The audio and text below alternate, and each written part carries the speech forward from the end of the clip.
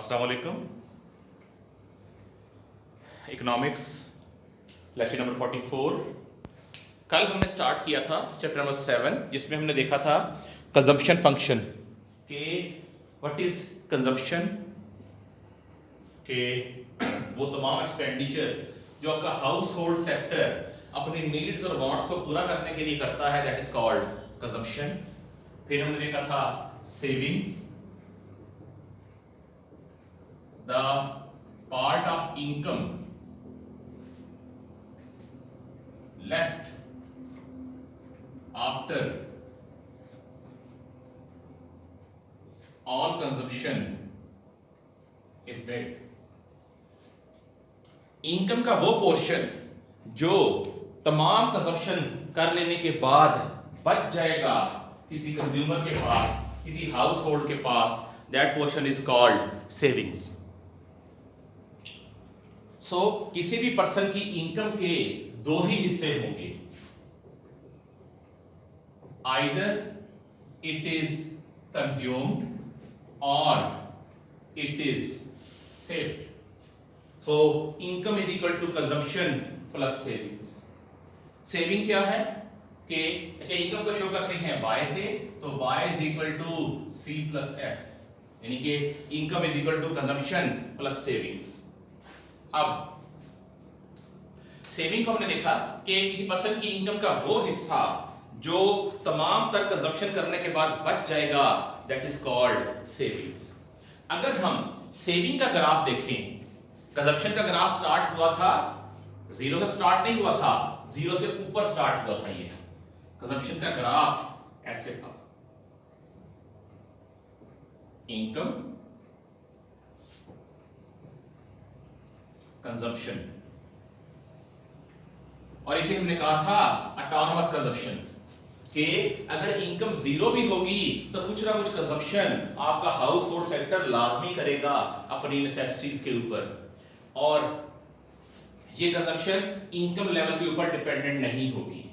अगर हम बात करें सेविंग्स की, तो इधर ले लेते हैं इनकम लेवल, इधर ले लेते हैं सेविंग्स, तो आपकी सेविंग्स नेगेटिव से स्टार्ट होंगी। नेगेटिव से स्टार्ट होने का,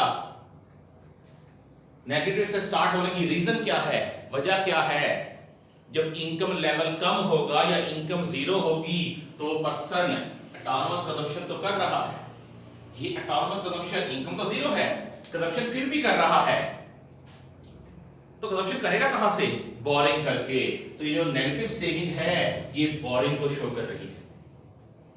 सेविंग नेगेटिव होने का मतलब है कि वो पर्सन बोरिंग कर रहा है। यहां पे इस पॉइंट पे सेविंग जीरो है, वजह क्या है? सारी की सारी इनकम कंज्यूम हो रही है। इससे पहले अगर लगाएंगे तो नेगेटिव सेविंग है, इसे हम कहेंगे बोरिंग।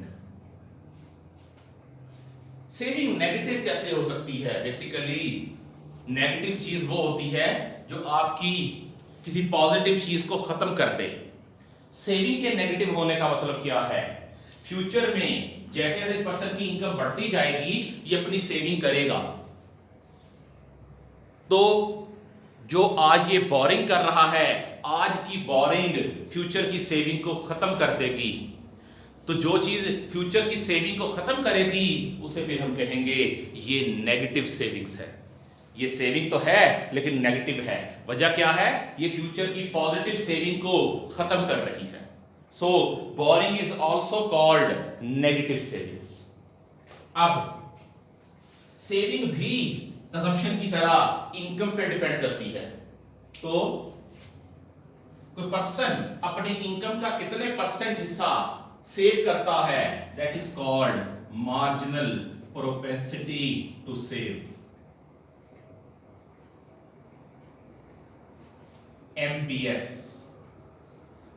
ये होता है delta S over delta Y के change in savings over change in income, कि कोई पर्सन अपनी इनकम का कितने परसेंट सेव करेगा, दैट इज कॉल्ड MPS। हमने कल देखा था MPC की वैल्यू 0 से लेके 1 के दरमियान थी, एमपीएस की वैल्यू भी 0 से बड़ी होगी और 1 से छोटी होगी। क्योंकि हम बात कर रहे हैं ओवरऑल इकोनॉमी की, ना कि एक सिंगल हाउस होल्ड की। तो ओवरऑल इकोनॉमी के अंदर कुछ ना कुछ हाउस होल्ड लाजमी ऐसे होते हैं जो सेविंग कर रहे होते हैं। सो एमपीएस 0 तो नहीं हो सकता। इसी तरह कुछ ना कुछ हाउस होल्ड लाजमी ऐसे होते हैं जो अपनी तमाम इनकम कंज्यूम कर रहे होते हैं, तो उनकी इनकम, उनकी सेविंग 0 से ऊपर होगी। और कुछ ना कुछ हाउस होल्ड, क्योंकि इनफैक्ट कोई हाउस होल्ड ऐसा नहीं होता जिसकी सेविंग 0 हो, क्योंकि कुछ ना कुछ हाउस होल्ड लाजमी सेविंग कर रहे होंगे। इसी तरह कोई हाउस होल्ड ऐसा भी नहीं हो सकता जो अपनी सारी इनकम सेव कर रहा हो। सारी इनकम सेव करने का मतलब है एमपीएस 1 है। सो ऐसा हाउस होल्ड कोई भी नहीं होता जो अपनी सारी की सारी इनकम कंज्यूम कर सेव कर रहा हो। सो एमपीएस की वैल्यू ना तो 0 होगी, ये 0 से लाजमी बड़ी होगी, और एमपीएस की वैल्यू ये भी नहीं हो सकता कि 1 हो, कि कोई पर्सन या हाउस होल्ड अपनी 100% इनकम सेव कर रहा है। दैट्स व्हाई एमपीसी की तरह एमपीएस की वैल्यू भी 0 से 1 के दरमियान होगी। 0 से हमेशा बड़ी होगी और 1 से हमेशा छोटी होगी। अब जिस तरह कंजम्पशन फंक्शन को डिटरमिन करने वाले कुछ डिटर्मिनेंट्स थे, कुछ फैक्टर्स थे, इसी तरह सेविंग को डिटरमिन करने वाले भी कुछ फैक्टर्स होते हैं। तो वो कौन से फैक्टर्स हैं, डिटर्मिनेंट्स हैं, जो डिटरमिन करेंगे कि किसी हाउस होल्ड की सेविंग क्या होगी? तो डिटर्मिनेंट्स ऑफ सेविंग्स। सबसे पहला नेट इनकम, कि किसी हाउस होल्ड की नेट इनकम क्या है, क्योंकि हमने देखा है एमपीएस डिपेंड करता है इनकम के ऊपर। So higher the income higher would be the saving, lower the income lower would be savings. दूसरा नेट वेल्थ। नेट वेल्थ का मतलब है प्रीवियस ईयर्स में किसी हाउस होल्ड में कितनी अर्निंग की है, जो उसके पास सेव्ड पड़ी है। एक साल में जो आप सेविंग करेंगे, आने वाले सालों के लिए वो आपकी वेल्थ कहलाएगी। तो नेट वेल्थ, क्या लोगों की नेट वेल्थ बढ़ रही है या नेट वेल्थ कम हो रही है? नेट वेल्थ बढ़ने का मतलब क्या है? लोग सेविंग कर पा रहे हैं। अगर लोगों के एसेट्स बढ़ रहे हों, वो खुद को सिक्योर फील करते हैं, तो फिर वो सेविंग कम करते हैं। वजह क्या है? उन्हें इत्मीनान होता है कि हमारे पास दौलत हमारी ऑलरेडी बढ़ रही है, तो हमें ज्यादा सेव करने की जरूरत नहीं है। लेकिन अगर लोगों के असासे कम हो रहे हों, एसेट्स में कमी आ रही हो, नेट वेल्थ कम हो रही हो, लोग खुद को इनसिक्योर फील करते हैं और वो सेविंग ज्यादा करते हैं। सो अगर नेट वेल्थ डिक्रीज हो रही है तो सेविंग ज्यादा होगी, और अगर नेट वेल्थ इंक्रीज हो रही है तो सेविंग कम होगी।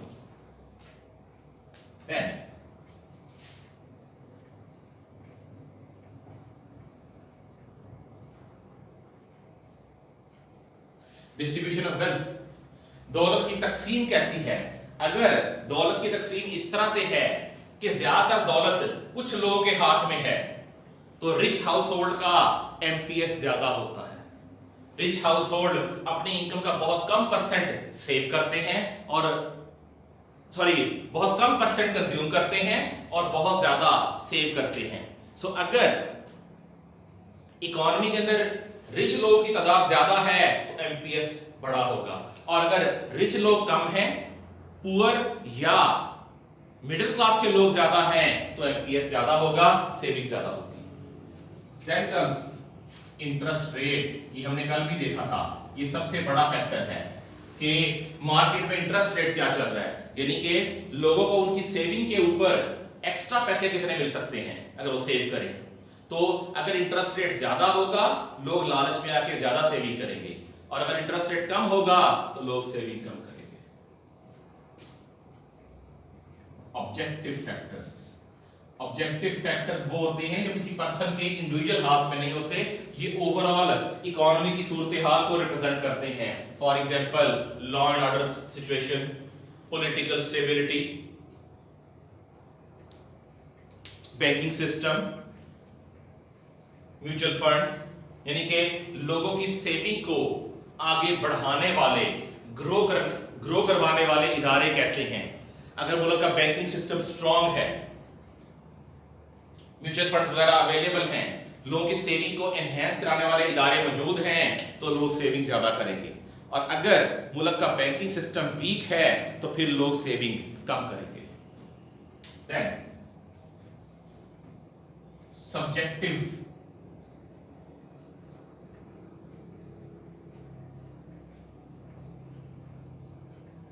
फैक्टर्स। सब्जेक्टिव फैक्टर वो होते हैं जो किसी पर्सन की जात के साथ रिलेटेड होते हैं और ये पर्सन टू पर्सन चेंज होते रहेंगे। फॉर एग्जाम्पल, जो यंगर पीपल हैं ये सेविंग कम करते हैं, रीजन इनकी इनकम ही कम होती है। एल्डरली पीपल ये भी सेविंग कम करते हैं, रीजन फ्यूचर में इनको अपने लिए कुछ करना नहीं होता। लेकिन जो मिडिल एज ग्रुप है, आमतौर पे 25 to 40 इयर्स का, ये लोग सेविंग ज्यादा करते हैं क्योंकि इन्होंने फ्यूचर में कुछ बड़े एक्सपेंसेस करने होते हैं। इसी तरह फैमिली टू फैमिली भी वेरी करता है। कुछ फैमिलीज के लोग कंजप्शन करना पसंद करते हैं और कुछ दूसरी फैमिलीज हैं वो उन्हें शौक होता है कि वो सेविंग ज्यादा करें। तो ये सब्जेक्टिव फैक्टर्स हैं। This is all about savings. Then comes investment.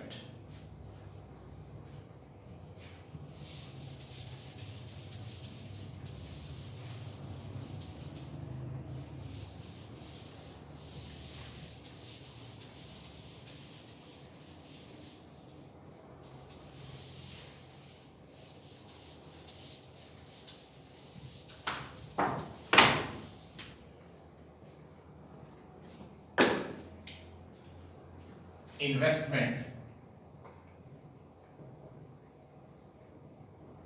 I, an asset, item or project taken with an intention to generate income in future.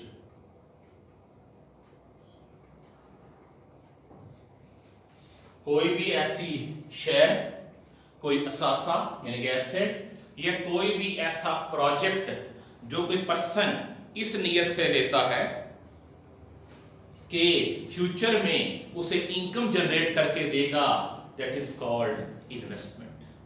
So investment करने के पीछे मेन मकसद आपका अर्निंग करना होता है।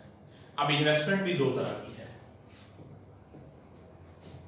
एक है ऑटोनोमस इन्वेस्टमेंट और दूसरी है इंड्यूस्ड इन्वेस्टमेंट। ऑटोनोमस इन्वेस्टमेंट खुद मुख्तार है, ये not motivated by expected return but motivated by welfare.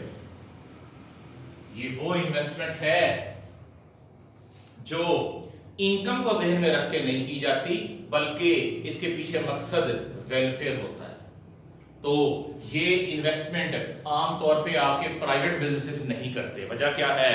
उन्हें तो इनकम से कंसर्न है, एक्सपेक्टेड रिटर्न से कंसर्न है। तो ये इन्वेस्टमेंट आमतौर पे आपकी गवर्नमेंट करती है। स्कूल्स के ऊपर investment, colleges, government universities, government hospitals, vaccination type, roads, dam projects, ये वो प्रोजेक्ट्स हैं जिनसे इनकम का रिटर्न इतना जरूरी नहीं होता जितना वेलफेयर पर्पस होता है। This is called autonomous investment. It is shown by I not. इधर इनकम लेवल, इधर इन्वेस्टमेंट। ये है आपकी ऑटोनोमस इन्वेस्टमेंट। इनकम कम है या इनकम ज्यादा है, ये इन्वेस्टमेंट अपनी जगह पे सेम रहेगी। It is called autonomous investment, खुद मुख्तार है। दूसरा इंड्यूस्ड इन्वेस्टमेंट, ये है motivated by the expected return. ये वो इन्वेस्टमेंट है जो एक्सपेक्टेड रिटर्न से मोटिवेट होती है, यानी कि आपके लगाए हुए पैसे आपको आने वाले सालों में कितना कमा के देंगे, दैट इज एक्सपेक्टेड रिटर्न। तो ये वो इन्वेस्टमेंट है जो आपकी मोटिवेट होगी एक्सपेक्टेड रिटर्न से, कि आप जितने पैसे इन्वेस्ट कर रहे हैं वो आने वाले सालों में कमा के क्या देंगे आपको। तो इसका ग्राफ बनेगा ऐसा, higher the expected income, higher is the induced investment, lower the expected income, lower would be the induced investment. तो ये दो तरह की इन्वेस्टमेंट होगी। अब इंड्यूस इन्वेस्टमेंट को कौन कौन से फैक्टर्स हैं जो मूव करवाते हैं, जो मोटिवेट करवाते हैं, किन फैक्टर्स को देख के आपका इन्वेस्टर किसी फील्ड के अंदर इन्वेस्ट करेगा। सबसे पहला, डिटर्मिनेंट्स ऑफ इंड्यूस्ड इन्वेस्टमेंट।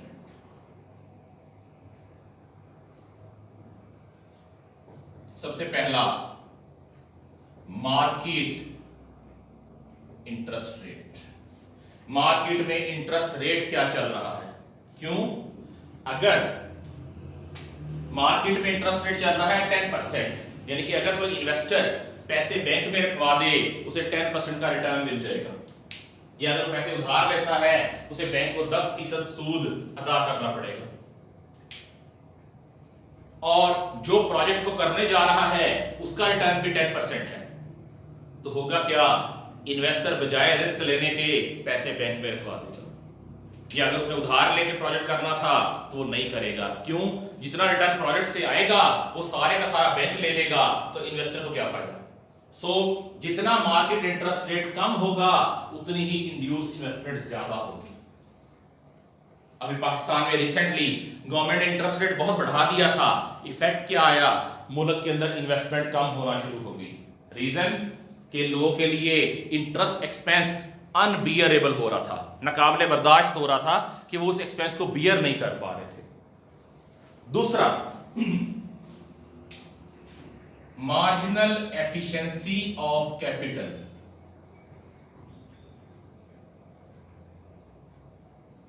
यानी कि एमईसी, सादा लफ्जों में expected return of the project, कि नए प्रोजेक्ट से रिटर्न आने की कितने परसेंट चांस है, नया प्रोजेक्ट आपको कितने परसेंट रिटर्न कमा के देगा, प्रॉफिट कमा के देगा। जितनी किसी प्रोजेक्ट की प्रॉफिटेबिलिटी ज्यादा होगी उतनी ही उस फील्ड के अंदर इन्वेस्टमेंट भी ज्यादा होगी। सो किसी एक्सपेक्टेड से, किसी प्रोजेक्ट से एक्सपेक्टेड रिटर्न कितने परसेंट है, आपकी इन्वेस्टमेंट उसके ऊपर भी डिपेंडेंट होगी। जो आपकी बुक में डेफिनेशन लिखी है वो है the discount rate which makes the present value of expected yield of a project equal to its supply price। अभी डिस्कस करते हैं इस डेफिनेशन को। देखने में मुश्किल लग रही है, मतलब इसका यही है expected return of the project. कैसे? हमने एनपीवी का फार्मूला पढ़ा था, minus C F not plus C F one, 1 plus R की power 1, cash flow 2, 1 plus R की power 2, up to so on C F N 1 plus R की power N. जब हम आर क्या है? Discount rate. जब हम इस आर को बढ़ाते जाएंगे एनपीवी कम होती जाएगी। क्यूएम के अंदर पढ़ा था हमने, जब हम आर को इतना बढ़ा दें कि एनपीवी 0 हो जाए तो इस आर को हम कहते हैं आईआरआर। ये बन गया minus C F not, cash flow 1 plus 1 plus R raise to power 1, cash flow 2 1 plus R raise to power 2 up to so on. सारे कैश फ्लोज को डिस्काउंट कर लिया। इस CF नॉट को इधर ले आए, पॉजिटिव हो गया।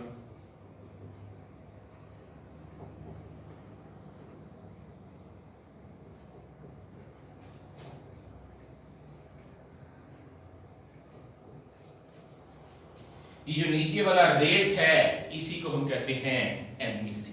अब देखते हैं ये सारा क्या है, present value of future cash flows,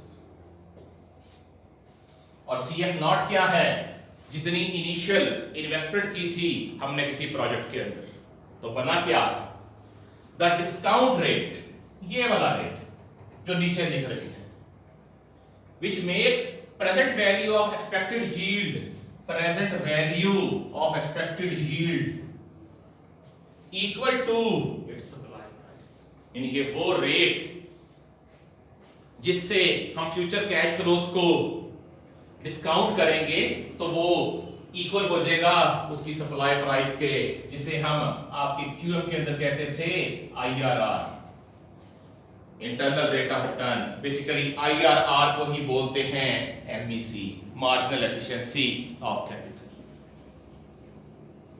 ये वो दो मेन फैक्टर्स हैं जिनके ऊपर डिपेंड करेगा आपका MEC, आपकी इन्वेस्टमेंट, इंड्यूस इन्वेस्टमेंट, एक इंटरेस्ट रेट के ऊपर और दूसरा मार्जिनल एफिशिएंसी ऑफ कैपिटल के ऊपर।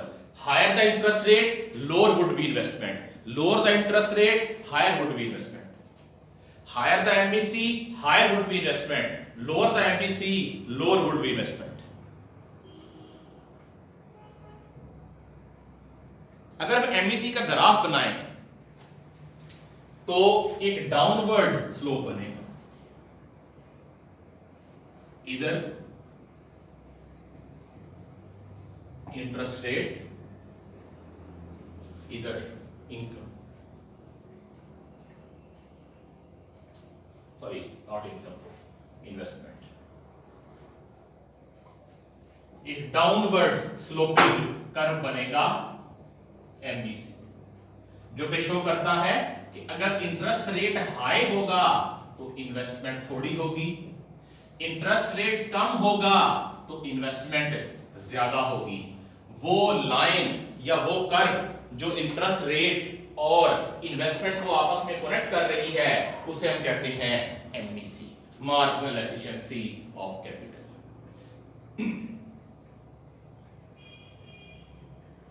अब वो कौन से फैक्टर्स हैं जो इन्वेस्टमेंट को इंक्रीज करवाते हैं या जिनके ऊपर आपकी इन्वेस्टमेंट डिपेंडेंट होती है। हर वो फैक्टर जो MEC को इफेक्ट करेगा वो इन्वेस्टमेंट को भी इफेक्ट करेगा, यानी कि जिस फैक्टर की वजह से MEC बढ़ेगा उसी की वजह से इन्वेस्टमेंट भी बढ़ेगी, और हर वो फैक्टर जिसकी वजह से MEC कम होगा उसी की वजह से इन्वेस्टमेंट में भी कमी आएगी। तो फैक्टर्स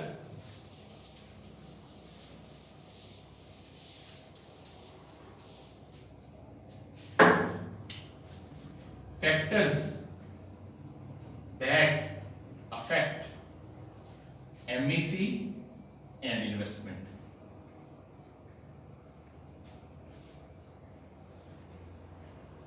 पहले हैं शॉर्ट रन फैक्टर्स, फिर आते हैं long run factors.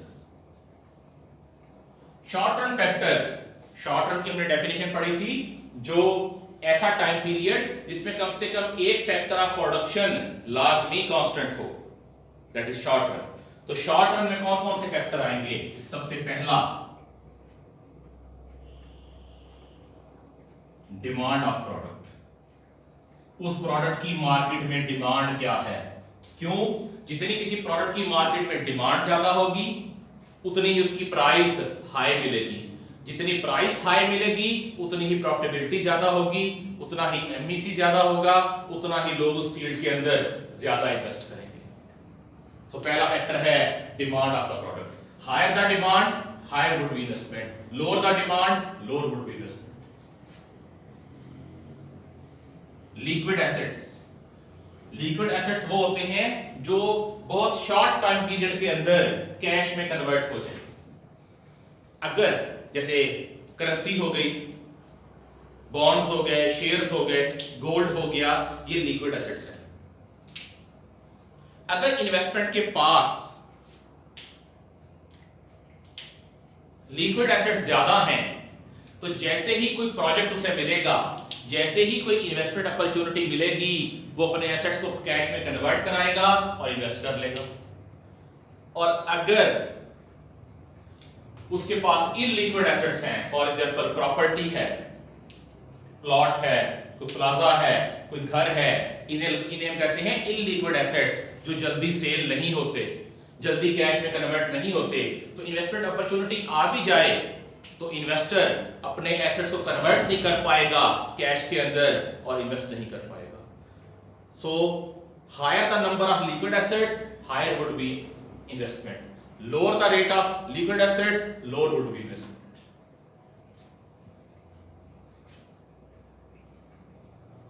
Change in income, आपके इन्वेस्टर्स की इनकम कैसी है? अगर इन्वेस्टर्स की इनकम इंक्रीज कर रही है तो वो सेविंग ज्यादा कर पाएंगे। इनकम इंक्रीज होगी, सेविंग इंक्रीज होगी। जब सेविंग इंक्रीज होगी वो ज्यादा इन्वेस्ट कर पाएंगे, क्योंकि सेविंग ही वो पैसे हैं जो कल को इन्वेस्टमेंट के अंदर कन्वर्ट होते हैं।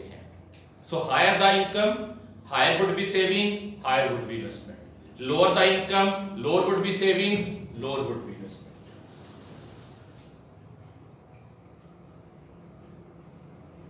Current rate of investment, उस फील्ड के अंदर ऑलरेडी कितनी इन्वेस्टमेंट हो चुकी है। अगर किसी फील्ड में ऑलरेडी बहुत ज्यादा इन्वेस्टमेंट है, for example mobile phone industry में अगर देखें तो मोबाइल मार्केट के अंदर ऑलरेडी हंड्रेड्स ऑफ शॉप्स होती हैं जो मोबाइल फोन्स और उनकी एक्सेसरीज को डील कर रही होती हैं। तो उन हंड्रेड्स ऑफ शॉप्स के अंदर जाके अगर आप भी अपनी दुकान खोल लेंगे, क्या होगा? कस्टमर आने का चांस कम होगा। जब कस्टमर आने का चांस कम है तो प्रॉफिटेबिलिटी भी कम है। तो जिस फील्ड में ऑलरेडी इन्वेस्टमेंट ज्यादा है वहां एमबीसी कम होगा, इन्वेस्टमेंट भी कम होगी। और जिस फील्ड में इन्वेस्टमेंट कम है वहां एमबीसी हाई होगा, इन्वेस्टमेंट भी हाई होगी।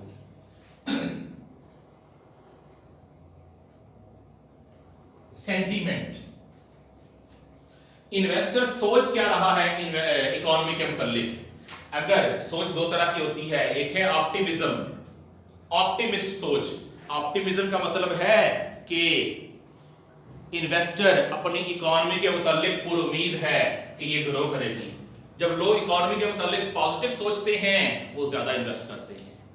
और अगर लोग पेसिमिस्ट हैं, पेसिमिस्ट का मतलब क्या है? वो सोचते हैं इकोनॉमी डाउन जाएगी। जब लोग ये सोच रहे हों, इन्वेस्टर ये सोच रहे हों कि इकोनॉमी डाउन जाने वाली है, वो अपनी इन्वेस्टमेंट कम कर देते हैं। ये थे शॉर्ट टर्म फैक्टर्स।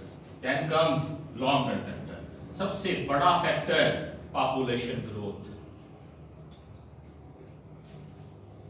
मुल्क की आबादी किस तरफ जा रही है। अगर पॉपुलेशन बढ़ रही है, पॉपुलेशन बढ़ने का मतलब क्या है? आपके कस्टमर बढ़ रहे हैं। पाकिस्तान की आबादी में सालाना कोई 40 लाख का इजाफा हो रहा है। 40 लाख इजाफे का मतलब क्या है? 40 लाख नया कस्टमर मार्केट में आ रहा है। इस कस्टमर को फूड भी चाहिए, इसे रहने के लिए जगह चाहिए, इसे क्लोथिंग चाहिए। दैट्स व्हाई आप पाकिस्तान में देखें इन्वेस्टमेंट कहां मिल रही है आपको?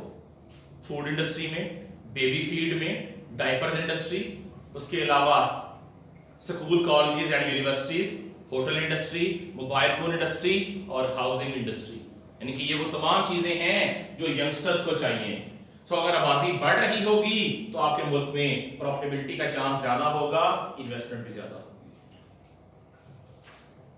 टेक्नोलॉजी डेवलपमेंट, टेक्नोलॉजी का क्या हाल है? टेक्नोलॉजी डेवलप करने होने का मतलब क्या है?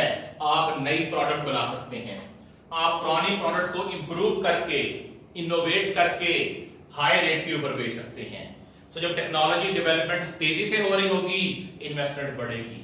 और अगर टेक्नोलॉजी डेवलप होने की स्पीड कम है तो आपके मुल्क में इन्वेस्टमेंट भी कम होगी। Then comes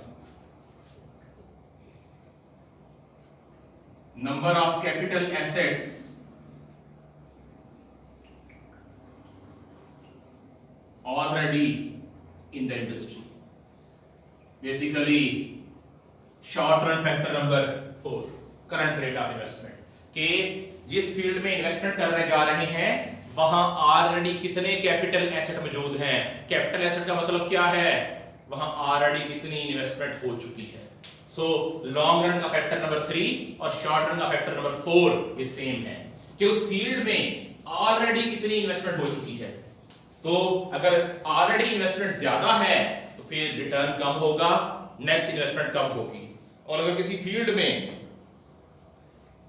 current rate of investment कम है तो वहां रिटर्न ज्यादा होगा और इन्वेस्टमेंट भी ज्यादा होगी। Then comes tax rate. Government ने टैक्स का रेट क्या रखा है। टैक्स वो पैसे हैं जो गवर्नमेंट किसी इन्वेस्टर से ले लेती है मुल्क में बिजनेस करने के अगेंस्ट। तो अगर गवर्नमेंट टैक्स रेट कम कर दे इसका मतलब है इन्वेस्टर को बचत ज्यादा होगी, उसकी जेब में ज्यादा पैसे बच सकेंगे, वो ज्यादा इन्वेस्ट करेगा। और अगर गवर्नमेंट का टैक्स रेट हाई है इसका मतलब है इन्वेस्टर की ज्यादा इनकम गवर्नमेंट ले जाएगी तो वो कम इन्वेस्ट करेगा। तो ये वो लॉन्ग रन और शॉर्ट रन फैक्टर्स हैं जो डिटरमिन करते हैं इन्वेस्टमेंट को। कौन सी investment? Induce investment. Government measures to influence investment. Government भी कोशिश करती है मुल्क में इन्वेस्टमेंट को कंट्रोल करने की। क्यों? मुल्क में इन्वेस्टमेंट होगी, एक तो मुल्क का जीडीपी बढ़ेगा, आउटपुट बढ़ेगा, दूसरे नंबर पे जॉब्स क्रिएट होंगी, तीसरे नंबर पे गवर्नमेंट को टैक्स रेवेन्यू मिलेगा। सो गवर्नमेंट भी कोशिश करती है कि इन्वेस्टमेंट को इन्फ्लुएंस करे। गवर्नमेंट किस तरह से इन्फ्लुएंस करती है इन्वेस्टमेंट को? सबसे पहला controlling interest rates. Government interest rates को कंट्रोल करती है आपके मरकजी बैंक के जरिए। जब गवर्नमेंट ने इन्वेस्टमेंट बढ़ानी हो गवर्नमेंट करती क्या है, इंटरेस्ट रेट कम कर देती है ताकि लोग लालच में आके ज्यादा इन्वेस्ट करें। और जब गवर्नमेंट ने इन्वेस्टमेंट का रेट कम करना हो ये इंटरेस्ट रेट बढ़ा देते हैं ताकि आपके बिजनेसमैन कम इन्वेस्टमेंट करें। फिर direct encouragement to investors. Government investors को डायरेक्टली भी इनकरेज करती है। किस तरह से? इंडस्ट्रियल जोन बना दिया। इंडस्ट्रियल जोन में क्या है, गवर्नमेंट वहां तमाम बुनियादी जरूरियात मुहैया कर देगी, प्लॉट्स की कटिंग कर देगी, इलेक्ट्रिसिटी और गैस की सप्लाईज दे देगी, टेलीफोन और कम्युनिकेशन दे देगी, ट्रांसपोर्ट का नेटवर्क दे देगी और आपकी बैंकिंग इंडस्ट्री वहां तक पहुंचा देगी। जब इतने सारी फैसिलिटीज गवर्नमेंट बना दे किसी इंडस्ट्रियल स्टेट में आपका बिजनेसमैन ऑटोमेटिकली वहां आके इन्वेस्ट करना शुरू कर देता है। इस तरह गवर्नमेंट सब्सिडीज दे देती है, बिजनेसेस को ग्रांट्स दे देती है। जैसे बांग्लादेश की गवर्नमेंट कर रही है आजकल कि जो फॉरेन इन्वेस्टर मुल्क में आके इन्वेस्टमेंट करना चाहेगा उसे लैंड फ्री मिलेगी, उसे डॉक्यूमेंटेशन प्रोसीजर कम करना पड़ेगा और उनको इलेक्ट्रिसिटी और गैस डिस्काउंटेड रेट के ऊपर मिलेगी। तो ये direct encouragement to investment in investors है। तीसरा लॉन्ग टर्म पॉलिसीज। इन्वेस्टर सबसे ज्यादा डरता है वोलेटिलिटी से। Volatility mean change in circumstances. तो गवर्नमेंट इस चीज से बचाने के लिए गवर्नमेंट लॉन्ग टर्म पॉलिसी अपनाती है कि गवर्नमेंट ऐलान कर देती है हमने जो इंडस्ट्रियल पॉलिसी बनाई है ये अगले पूरे टेन्योर तक चलती रहेगी ताकि बिजनेसमैन आपके इन्वेस्टर्स उस हिसाब से अपनी प्लानिंग कर लें। इन्वेस्टर इस चीज से नहीं घबराते इंटरेस्ट रेट क्या है या टैक्स रेट क्या है, वो ज्यादा घबराते हैं इस चीज से कि गवर्नमेंट की पॉलिसियां रोजाना चेंज ना हो रही हो, क्योंकि गवर्नमेंट की पॉलिसीज के हिसाब से उन्होंने आउटपुट जनरेट करना होता है, उन्होंने अपने आउटपुट की प्राइस रखनी होती है। So government long term policies declare कर देती है ताकि इनको मोटिवेट किया जा सके इन्वेस्टर्स को। फिर encourage technology development. Government technology development को प्रमोट करती है, मुल्क में नई टेक्नोलॉजी लाने को प्रमोट करती है ताकि इन्वेस्टर्स इन्वेस्ट कर सके। पाकिस्तान में है, अगर आपने टेक्नोलॉजी इंपोर्ट करनी है, कोई नई चीज बनानी है, उसके लिए आने वाली मशीनरी के ऊपर इंपोर्ट ड्यूटीज कम देनी पड़ेगी, इंपोर्ट टैक्सेस कम देने पड़ेंगे। स्पेशली अगर आप रिलेटेड हैं सेलफोन इंडस्ट्री के साथ या ऑटोमोबाइल्स के साथ या टेक्सटाइल इंडस्ट्री के साथ। फिर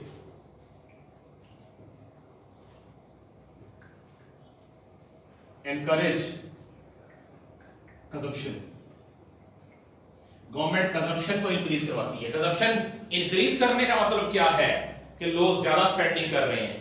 स्पेंडिंग करने का मतलब क्या है, लोग अपने लिए ज्यादा गुड्स एंड सर्विसेज परचेज कर रहे हैं। जब लोग गुड्स और सर्विसेज ज्यादा परचेज करेंगे तो प्राइस किसकी जेब में जाएगी, आपके इन्वेस्टर की जेब में, प्रोड्यूसर की जेब में, उसका प्रॉफिट बढ़ेगा। क्यों?